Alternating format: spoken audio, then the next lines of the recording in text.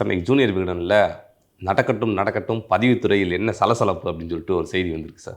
இந்த பதவி உயர்வுக்காக தலா ஒரு ஸ்வீட் பாக்ஸ் இருந்துச்சுல்ல, ஒரு ஸ்வீட் பாக்ஸ் என்றால் 1 கோடி.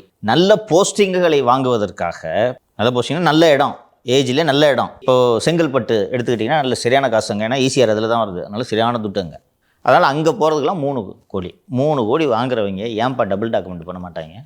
1 வருஷம் தான் இருக்க முடியும், நீ அதிகபட்சம் 2 வருஷம், 1 வருஷம் தான். 3 கோடி கொடுத்துட்டு போகிற, எப்படி எடுப்ப 1 கோடியை? இல்லை 2 கோடி எப்படி எடுப்ப? இதில் போட்டிருக்குல்ல, இந்த முறைகேடு பணிகளை கீர்த்தி புள்ளி தரப்புக்கு ஒருங்கிணைத்து கொடுத்தார்களாம். யார் கீர்த்தி புள்ளி? பத்திரப்பதிவுத்துறை அமைச்சர் பேர் என்ன? மூர்த்தி. அவர் தான் கீர்த்தி புள்ளி. பால அதிகாரியும் கனக அதிகாரியும் போட்டிருக்கல, அது உங்கள் 2 பேருக்கு பேர் தெரியாது.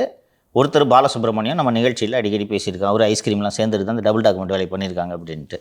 அண்ட் இந்த கனகராஜன்றவர் இன்னொரு அதிகாரி. இது என்ன விசேஷம்னா, இவங்க தான் வசூல் பண்ணி தர்றாங்க. இந்த பாலசுப்ரமணியத்துக்கும் கனகராஜுக்கும் வேலையே வந்து மூர்த்திக்கு எல்லாத்தையும் வசூல் பண்ணி தர்றது தான். இவங்க எதனா வசூல் பண்ணி கொடுத்துட்டு இவங்களும் டிஆர் காட்டரில் தான் இருக்காங்க.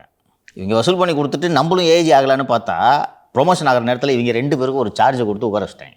அதை செஞ்சது பத்திரப்பதிவுத்துறையின் ஐஜியாக இருக்கக்கூடிய திரு தினேஷ் ஆலிவர் பொன்ராஜ். அவருக்கு தெரியும் இவனுங்க ரொம்ப தப்பான ஆளுங்கன்ட்டு.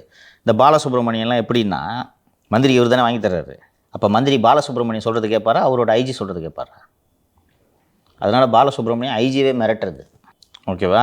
இதுலையும் தலையிடுறது இல்லை, அவர் மேலே நடவடிக்கை எடுக்க முடியாது. ஆனால் ஐஜியால் சார்ஜ் கொடுக்க முடியும் தானே, கொடுக்குறதுக்கு ஐஜிக்கு அதிகாரம் இருக்குல்ல. ஒரு சார்ஜ் இஷ்யூ பண்ணி கையெழுத்து போடுன்னு கையெழுத்து வாங்கிட்டாங்க.